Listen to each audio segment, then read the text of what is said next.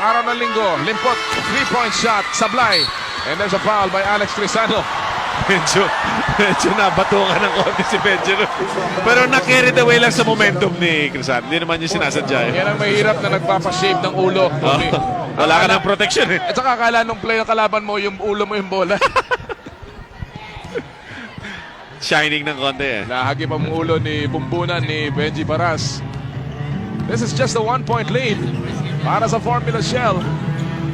Paras. Some more numbers here sa ating hustle board. Formula Shell taking a lot of that. Benji Paras faking. Difficult shot. And he will draw the foul from Alex Crisano. Panglima na yan ni Crisano. Yun ang sinasabi natin. Rookie foul to a veteran. The referee should always give the benefit